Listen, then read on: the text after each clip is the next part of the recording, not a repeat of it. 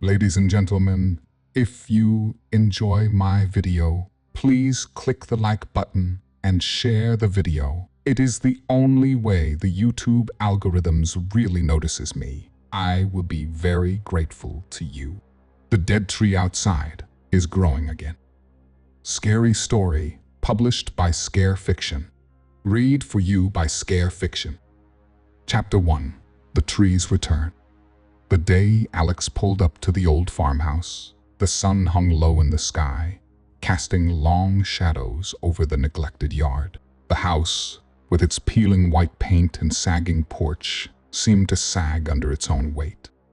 But it was the tree in the front yard that drew Alex's attention. A twisted, skeletal relic of what must have once been a grand oak. Its gnarled branches clawed at the sky like desperate fingers.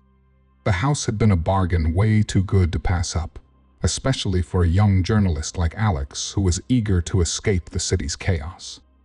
Little did they know, the true cost was not just in dollars. Alex had spent the morning unpacking, but something about the tree unsettled them. It looked dead, yet there was an unnatural aura about it, a hint that it held secrets. As dusk settled, Alex heard a faint rustling from outside. They glanced through the dusty window and saw the tree's branches stirring, though there was no breeze. Dismissing it as a trick of the light, Alex returned to unpacking.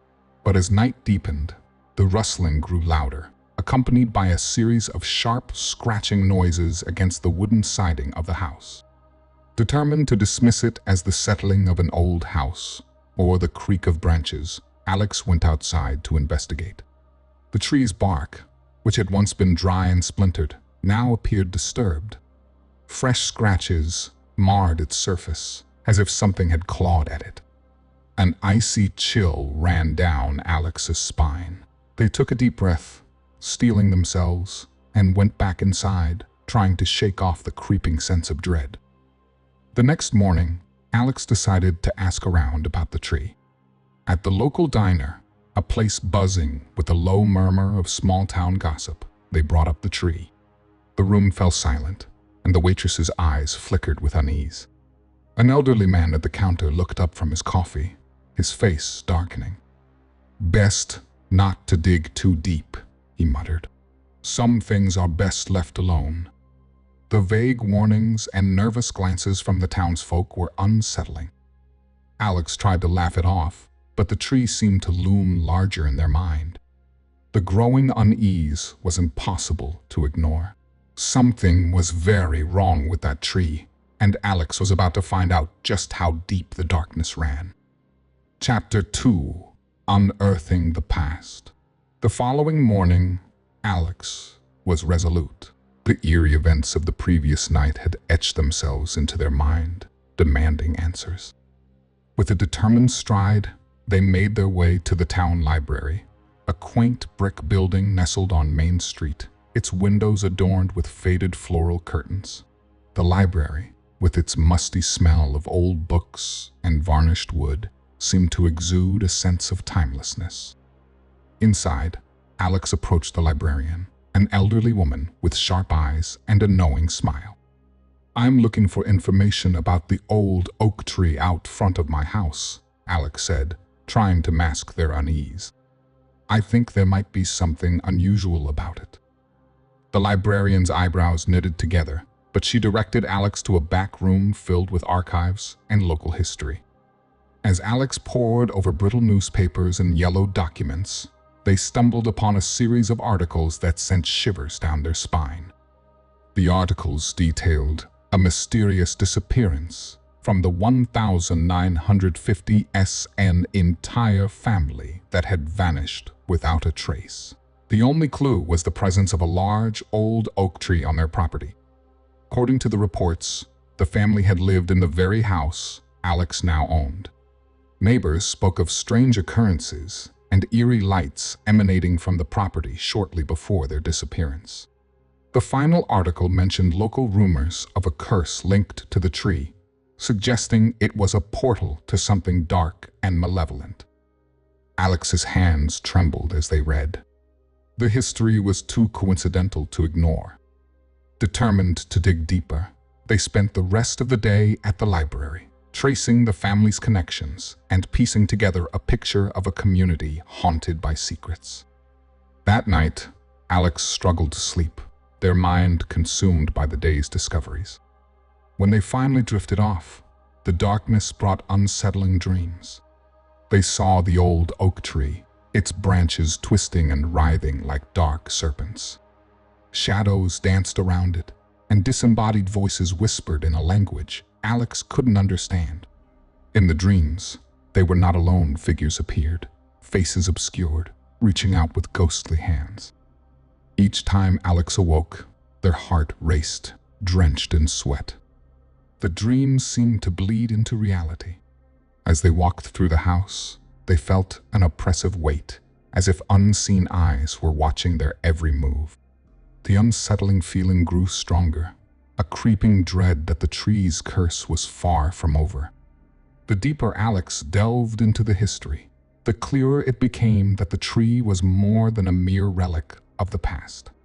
It was a dark force, and Alex was now entangled in its malevolent grasp. The whispers of the past had begun to echo in the present, and the true horror was only just beginning to unfold. Chapter 3: The Growing Darkness. The days following Alex's discovery were a blur of unsettling events. The once dormant tree outside had become a living nightmare, its growth accelerating at an alarming rate. Each morning, Alex would wake to find the tree's branches extended further, twisting into grotesque shapes that seemed almost sentient. The roots, once buried deep in the earth, now snaked their way above ground, as if trying to escape their confines. Inside the house, the disturbances were just as disturbing. Items began moving on their own, dishes clattered in the kitchen, and doors creaked open without explanation. The whispers that Alex had heard in their dreams now filled the house at night. Soft, unintelligible murmurs drifted through the rooms, growing louder and more insistent as the hours passed. Desperate for answers, Alex sought out Mrs. Thompson, a local resident known for her extensive knowledge of the town's history. Her small, cluttered home was filled with relics and old photographs, giving it an air of faded grandeur. As Alex recounted their experiences and the tree's recent changes, Mrs. Thompson's face grew solemn. "Oh, dear," she said, her voice trembling. "The tree is connected to old legends. It's said to be a conduit for vengeful spirits. The original settlers spoke of a curse, a darkness bound to the land. The tree was planted over an ancient burial site, and it's believed that the spirits restless beneath the surface are stirring." Mrs. Thompson's words sent a chill down Alex's spine. "What can I do?" Alex asked, their voice barely above a whisper. "There are old rituals," Mrs. Thompson replied, her eyes glinting with an unsettling mixture of fear and knowledge. "But they are dangerous. They involve appeasing the spirits, but they require more than just ritual. It demands a sacrifice, something of great personal value." Leaving Mrs. Thompson's house, Alex felt the weight of the curse press down even harder. The strain was beginning to show in their interactions with friends and neighbors. Their best friend, Jamie, had stopped by, concern etched on their face. "You need to let this go," Jamie implored. "It's consuming you. This obsession isn't healthy." But Alex's fixation only deepened. The whispers in the night grew louder, more demanding. Each day, the tree's presence seemed to seep further into their life, eroding their sense of normalcy. The once comforting home now felt like a prison, with the tree outside acting as a relentless sentinel of fear. As Alex looked out at the twisted branches and the shadowy roots creeping ever closer, they realized the darkness wasn't just growing outside, it was seeping into every aspect of their life. The tree had become a sinister force that was unraveling not just their home, but their sanity and relationships. The deeper Alex delved into the curse, the more impossible it seemed to escape its malevolent grip. Chapter 4. The Supernatural Unfolds. The nights grew darker and more restless. Shadows seemed to pool around the tree, their shapes elongating and twisting like grotesque figures stretching towards the house. Alex's once peaceful home had transformed into a chamber of horrors. Each evening, the sight of the tree through the window filled them with an icy dread. One particularly stormy night, Alex awoke to the sound of heavy thuds against the walls, followed by a chilling whisper that seemed to echo from the depths of the earth. Struggling to push aside the oppressive darkness, they stumbled toward the window. Through the torrential rain, they saw figures moving around the tree shadows that shifted and coalesced into forms barely recognizable as human. Their eyes, wide with terror, caught glimpses of these figures as they danced around the trunk, disappearing as quickly as they had appeared. Alex's paranoia spiraled. The once friendly faces of friends and neighbors now seemed distant and foreign. Conversations were interrupted by sudden, intrusive thoughts of the tree's dark power. Their best friend, Jamie, had tried to offer comfort, but Alex's mind was a tumultuous storm of fear and doubt. The cheerful words of support now felt hollow, their friendship strained by the unrelenting grip of the supernatural. One evening, driven to the brink of sanity, Alex decided to confront the source of their torment. Armed with a chainsaw and a steely resolve, they prepared to cut down the tree. With each rev of the engine, the vibrations seemed to shake the very air, and Alex's heart pounded with a mix of determination and dread. As they approached the base of the tree, the storm outside intensified. Lightning flashed, casting erratic light that made the tree appear even more menacing. The chainsaw roared to life, slicing through the air. But just as Alex made contact with the tree, a deafening roar filled the night.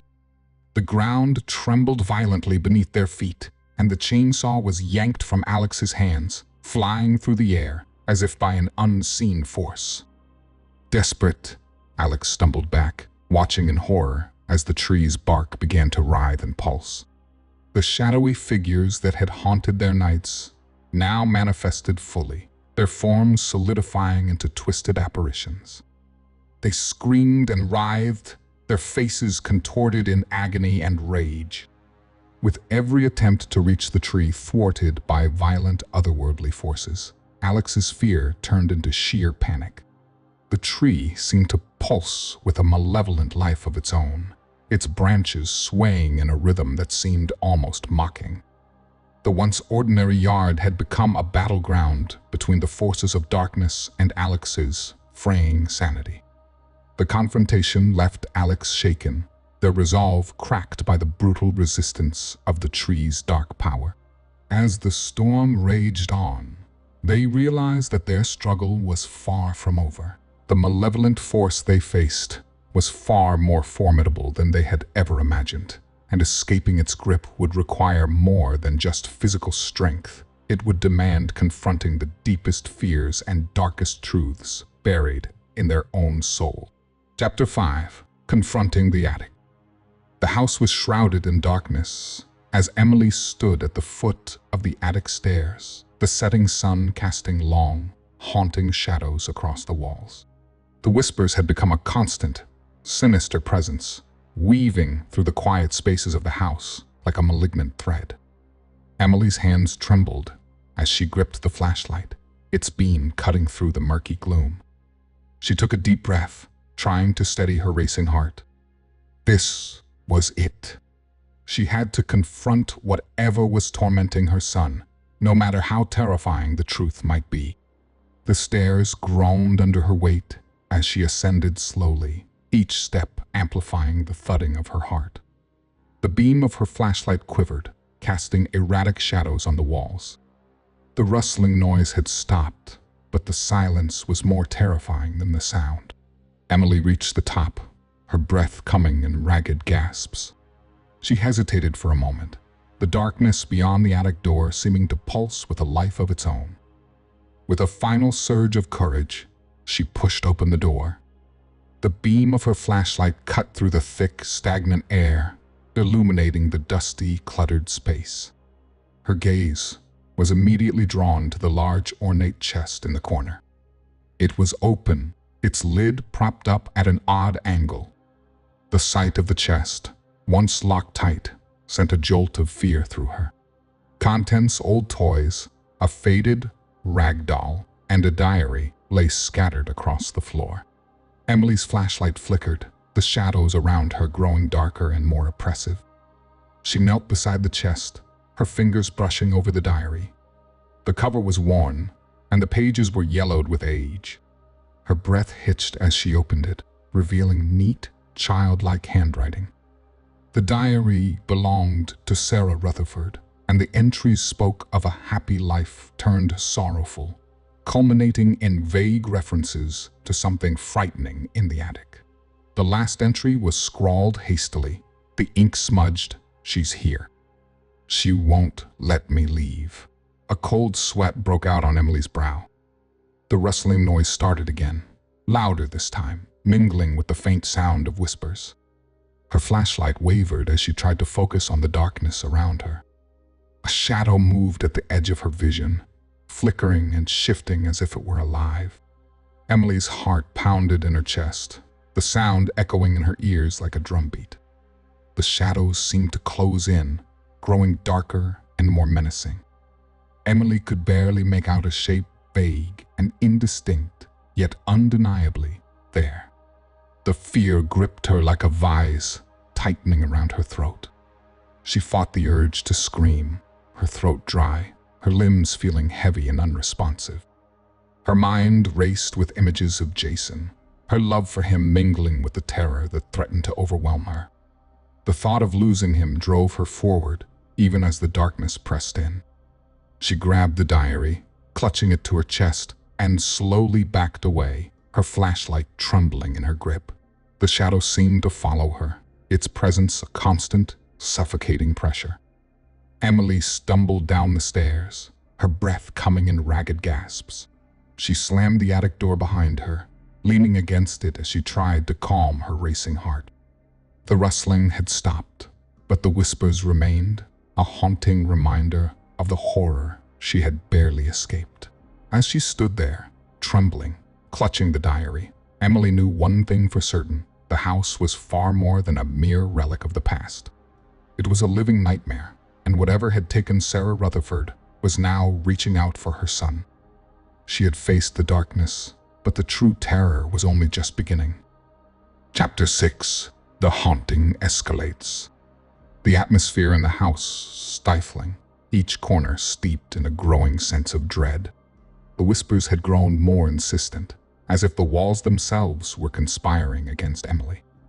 "Emily, come here," the voices called, their tones laced with malice and sorrow. At night, the house seemed to come alive, its creaks and groans a sinister symphony that refused to let her sleep. Objects shifted on their own, doors slammed shut with a force that rattled the windows, and every shadow seemed to writhe with malevolent intent. Emily's nerves were frayed to the breaking point.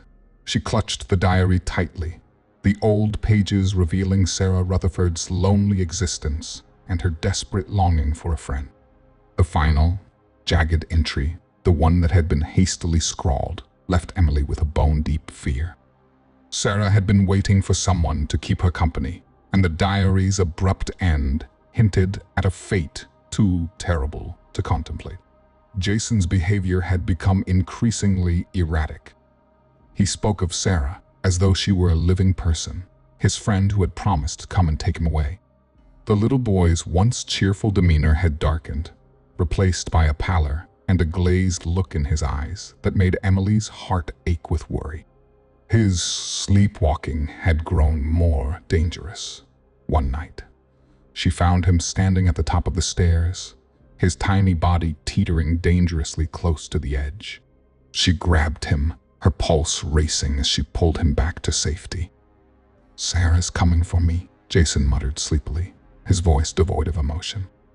"She says I have to go with her." Emily's desperation was a gnawing, relentless force.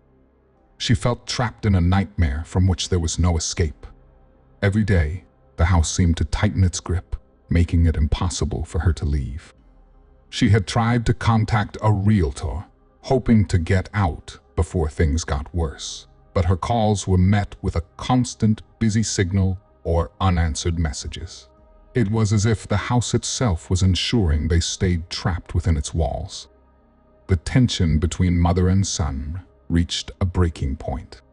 Emily's fear for Jason's safety clashed with her mounting frustration.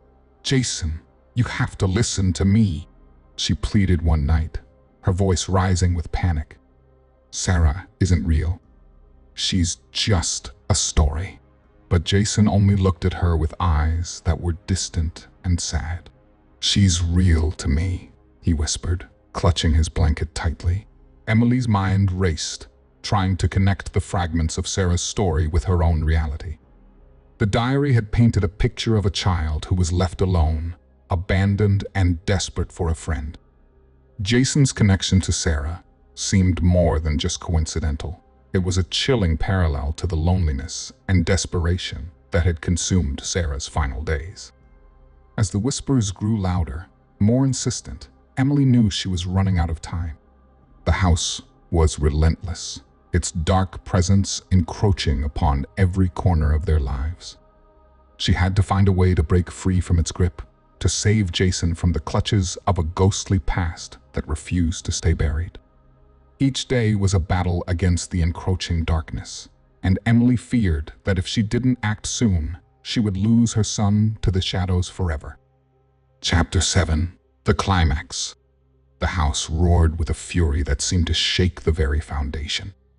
Emily's heart pounded against her ribs as she grabbed Jason's hand, trying the front door one last time. It wouldn't budge. The rustling noise from the attic had transformed into a deafening cacophony, a relentless, angry wave that seemed to echo through every room. Panic surged through her, but she forced herself to stay calm.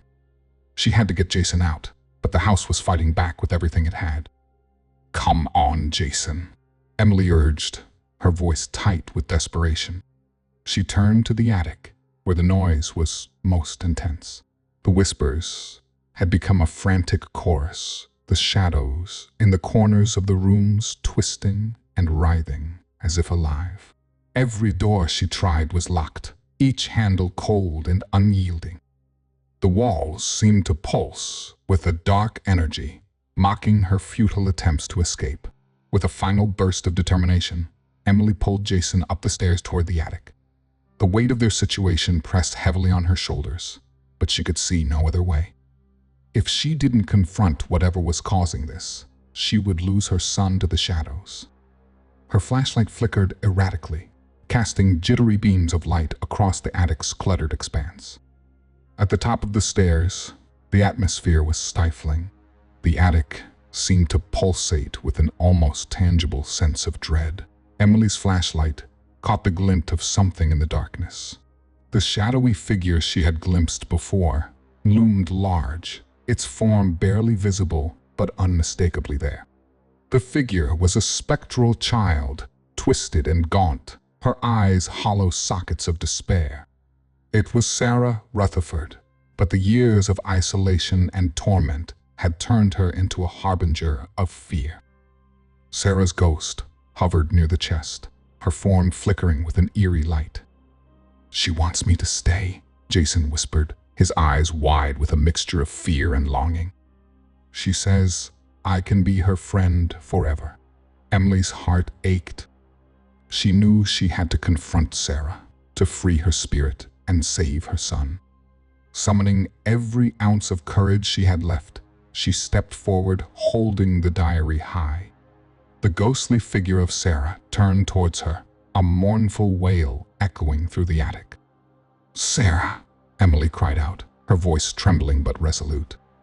"I'm here to help you. I know you're late, but this isn't the way. You need to find peace. Sarah's shadowy form wavered, a flicker of something like recognition passing through her hollow eyes. Emily opened the diary, reading aloud the last entry. The words filled with the sorrow and longing Sarah had felt in her final moments. You were loved, Sarah. Your family wanted to help you, but they couldn't find you. Don't let your pain trap others. The air grew colder as Sarah's form shuddered, the oppressive weight of her despair beginning to lift. Emily's voice, steady and filled with empathy, reached out to the ghost. You can find peace. Let go of your pain. It's time to move on. Sarah's form seemed to dissolve into a soft, mournful glow, her wail turning into a whisper. The noise in the attic diminished, the rustling fading into silence. The atmosphere lightened, and Emily felt a strange calm settle over her. She glanced at Jason, who looked up at her with wide, relieved eyes. Emily took a deep breath, knowing the battle was over. The house was quiet now, the oppressive darkness lifting.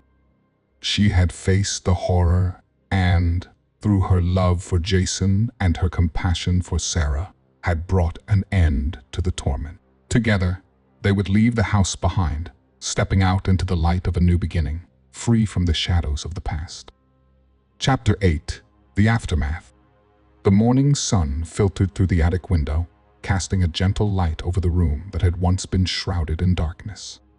Emily and Jason stood together, the weight of the past few days lifting as they looked around the now quiet house. The oppressive atmosphere that had haunted them was gone, replaced by an unusual sense of calm. It was as though the house had exhaled a long-held breath, its secrets and sorrow finally laid to rest. Emily packed the last of their belongings into the car, her movements mechanical, but her heart lightened by the sense of relief. Jason helped, his small hands carrying boxes with a newfound energy. The house, once a prison of terror, now felt like a weight lifted from their lives. Emily could scarcely believe they were finally leaving. It had been an ordeal that tested their strength and resilience, but they had emerged from it, albeit forever changed. As they drove away, Emily glanced back at the house, its dark silhouette fading in the distance.